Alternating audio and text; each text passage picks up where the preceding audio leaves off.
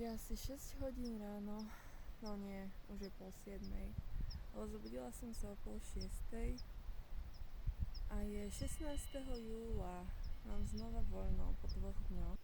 V prvom rade som v Rakúsku už mesiac, zvykla som si, milujem to tu, minimálne toto okolie, v ktorom sa nachádzam, lebo je fakt, to je úplný raj.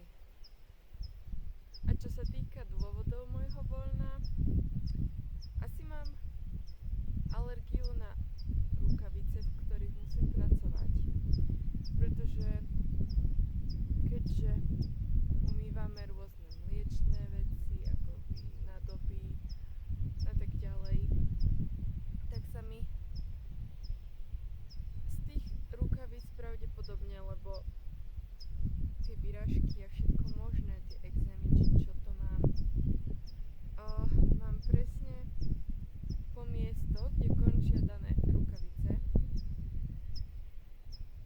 A včera to už vyzeralo fakt nechutne, stále to vyzerá nechutne. No kúpili mi taký hojivý krém a bavlnené rukavice na noc. Si mám natrieť hrubú vrstvu toho krému a dať si tie rukavice, aby sa mi nezmazal ten krém počas toho, ako budem spať, do paplona a všetkého toho možného. A dnes si mám pravidelne mazať ruky s krémami. Takže dúfam, že to pomôže, pretože nechcem odtiaľto preč a chcem pracovať, ako znie to divne, ale hej, chcem pracovať, lebo si chcem jednak zarobiť, keď už som tu. A je mi tu dobre. Ako som rada za každý deň voľná, ale úplne po 2 dňoch je to trošku také demotivujúce, alebo ako by som to nazvala, že včera sme toho mali strašne veľa, ale nejak som sa zabehla do tej práce a zrazu mám znova voľno a zajtra, keď budem pracovať, tak mi bude trvať znova, kým sa nejak rozbehnem a kým sa zobudím, no. Čo sa týka mojich rúk, tak táto je hrozná. Na klboch mi úplne popraskala koža a štípalo to. Ale inak to nejak ani nesverbí. Tuto je najhoršie. Táto ruka, to má len tu. Dnes som chcela rozprávať o dobrom skutku, ktorý sa mi včera stal. Ale dnes sa stala nejaká vec, ktorá mi ho trošku znegovala. A ten dobrý skutok spočíval v tom, že som nakladala debničku s drevom, ktorú by som nebola schopná sama odniesť. Takže som si ju tak nakladala a zrazu prišiel za mnou človek, muž, ktorý sa ponúkol, že mi ju pomôže odniesť. Tak sme ju spolu odniesli. Najprv som trošku protestovala, si hovorím, nejaký hosť mi nebude pomáhať s debničkou s drevom, alebo taký, že sa mu chce, tak si hovorím, prečo nie, tak keď mi chceš pomáhať, tak mi pomôž. Tak som mu pekne poďakovala a mi to prišlo hrozne milé, že človek ani nevie, kde sa mu naskytne pomocná ruka.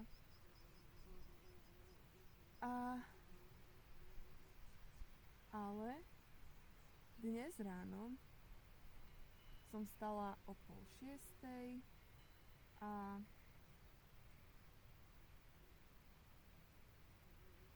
čakala som, kým sa mi nabije telefón, pretože som mala nejakých 12% a chcela som niečo nahrať. Taktiež som si mazala moje ruky nešťastné a čakala som, kým sa mi nabije ten telefón, sedím si na posteli, spím na poschodovej posteli, ale na dolnej posteli, pretože sa tam cítim taká obklopená niečím, tak bezpečne, tak som si vybrala. Je to pri stene a milujem spať pri stene. No. A zrazu sa otvárajú dvere si hovorím, čo? Moja spolubývajúca si pekne spala, ale spí si na posteli pri okne a zrazu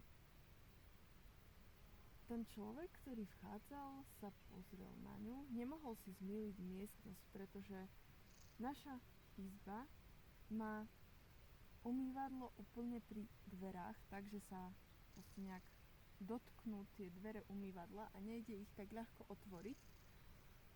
Takže keď vchádzal, bolo mu to divné, že sa dotkli tie dvere umývadla a nie je to v žiadnej inej izbe. A on aj tak sa pozeral do tej izby, uvidel moju spolubývajúcu ako spí, pretože ako nahol sa, uvidel, že sedím na posteli a až kým sa nepozrel na moju tvár a nepovedal sorry, tak až potom proste sa spakoval. A to som fakt nepochopila.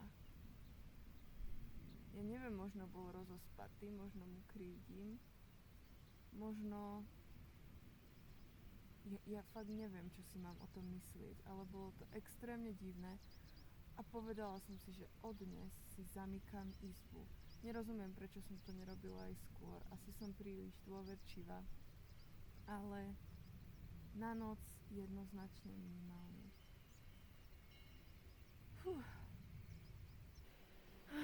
Natáčala som asi 10 minút nejakú vec, ktorú som sa snažila zdeliť. Potom som si išla pozrieť, že či ma vôbec vidno na tom videu. A zistila som, že som nenatáčala, že som zabudla stlačiť play record. Bože, okej.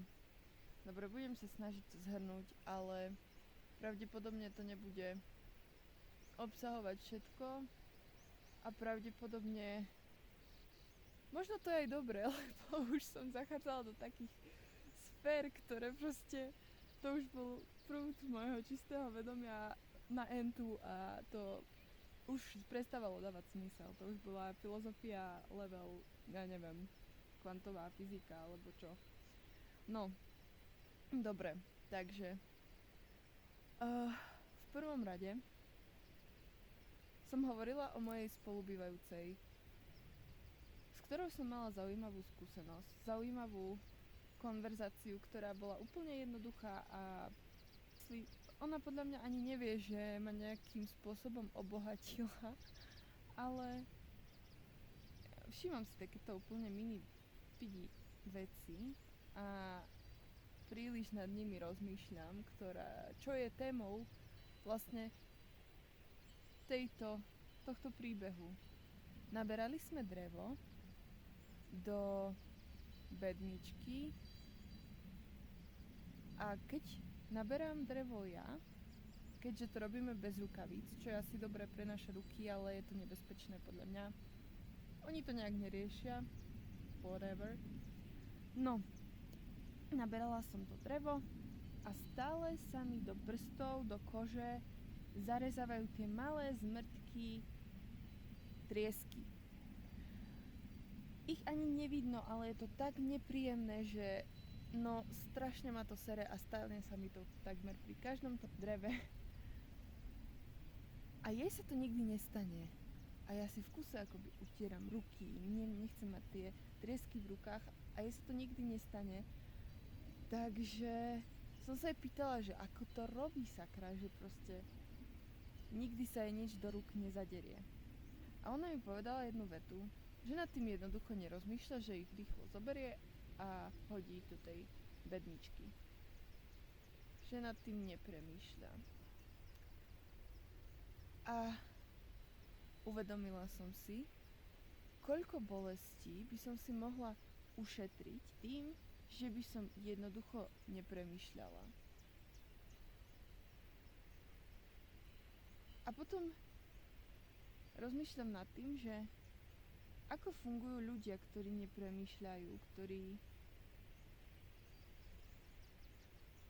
len žijú, nejak sú, existujú a užívajú si ten život, fungujú. A neviem, či to je nejaká vnútorná časť môjho ja, že či to je nejaká moja charakteristika, že proste príliš nad všetkým premýšľam. Možno nie, možno áno, možno to je spôsobené len niečím konkrétnym, mojimi skúsenosťami, alebo neviem, ale vždy som bola taká, čo si pamätám už v škôlke. Deti sa spolu bavili a ja som niekde bola v kúte a som si kreslila, pozorovala ich a snažila sa pochopiť, že prečo vlastne sa tak spolu bavia, prečo sa tak socializujú. A niekedy som si prišla až taká z inej planéty, že akoby nemám tu takú potrebu. O tom som vlastne ani nehovorila v predchádzajúcom videu. Prečo? Prečo to hovorím? A že len tým, že rozmýšľame, si vytvárame množstvo problémov, ktoré možno ani neexistujú, keď hlavne rozmýšľame nad nejakými scenármi katastrofickými, alebo neviem. Ale napríklad rozmýšľam, prečo je taká nerovnosť v živote, aký to má význam, že prečo niekto živorí do konca života a prečo sa niekto narodí s tým, že má všetko vyriešené, má predplánovaný život. Že ako si máme nájsť miesto v tomto živote, ako máme zistiť, čo vlastne robiť, čomu sa venovať, čo je náš skutočný potenciál, ktorý v sebe máme, nosíme, a ako ho využiť. Dnešná doba je hrozne rýchla a nie, v žiadnej dobe to ľudia nemali jednoduché a vždy boli nejaké problémy, keď si zoberiem len nejaké otroctvo a vždy sa nejak živorilo. Ale človek sa snažil zaobstarať si základné potraviny, základné veci na prežitie.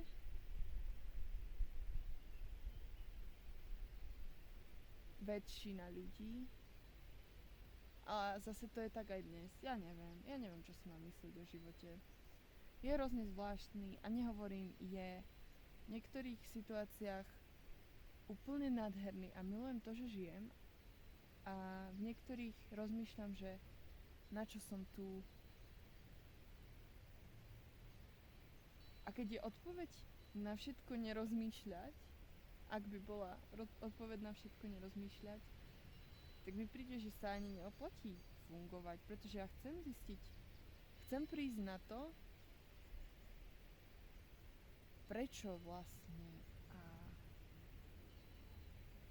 z akého dôvodu sme tu, čo je ten matrix, do ktorého som sa narodila, v ktorom som uzavretá, v ktorom musím fungovať, v ktorom sa musím nejak zaradiť. Z nejakého dôvodu mi telefón nahráva iba 8 minút, takže znova som dľabotala len tak do luftu. Nevadí, no.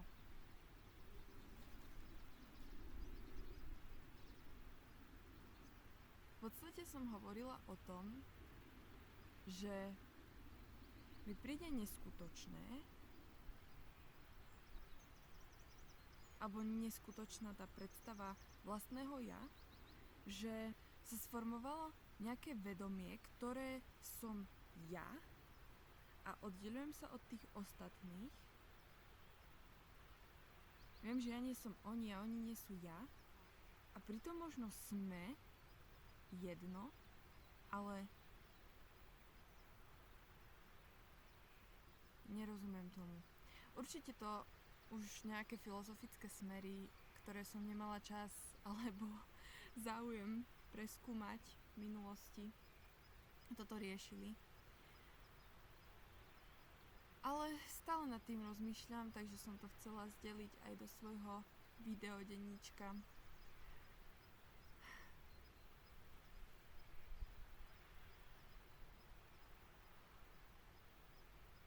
Je to zvláštne.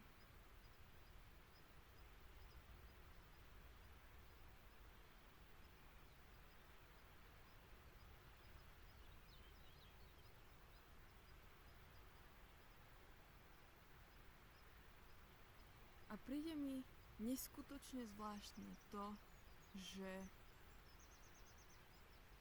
som nejaká zhoda náhod, alebo nie som zhoda náhod, ktorá sa zrazu oddeľuje od ostatných. Že prečo som to práve ja? Čo je to ja? Čo to je? Ako to, že vnímam svet skrze seba nejak.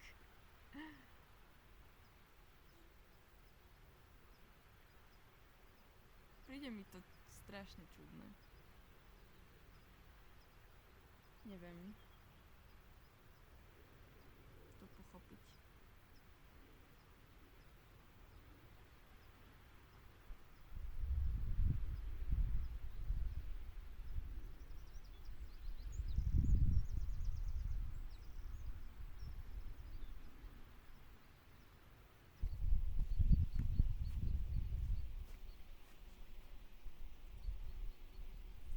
A zaujíma ma, prečo má každý iné skúsenosti a prečo práve tieto skúsenosti, že akým spôsobom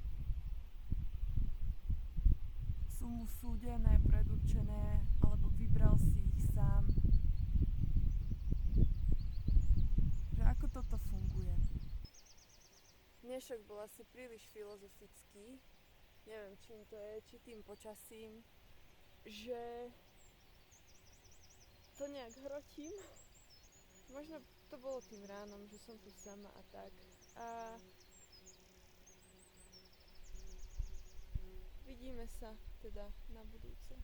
Nebudem to preťahovať, už aj tak to je dosť dlhé.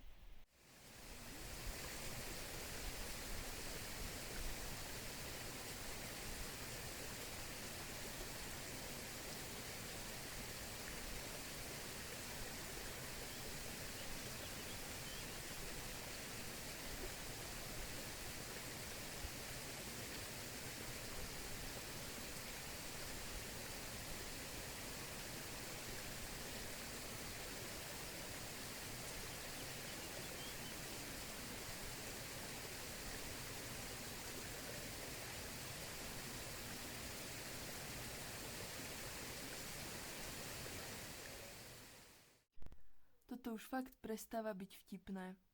Tento čmeliak, už som ho vyhodila z okna 2-krát. Ja, čo sa bojím proste hmyzu. Ale tento nie je akčný, lebo je nejak postihnutý, má niečo s krídlami. A už 2-krát som ho vyhodila a on sa nejak už 2-krát proste dostal do mojej izby a v kúse chodí hore dole a nevie lietať. Dobre. Dostal sa mi na nohu. Neviem ako, ale keď som to uvidela, tak som ho odkopla a hrozne som sa zľakla. A ja už fakt neviem, čo mám robiť a ako sa ho zbaviť. On reálne chodí zľava doprava.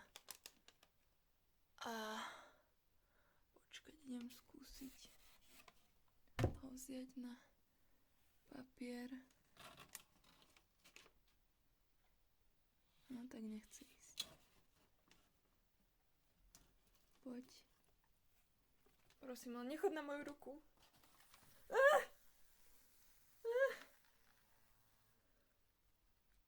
Čo mám s ním robiť? Pomoc.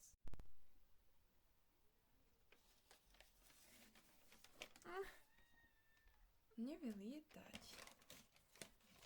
Niekedy sa mu to podarí a bojím sa tej chvíle, kedy sa mu to podarí, lebo sa veľmi zľaknem.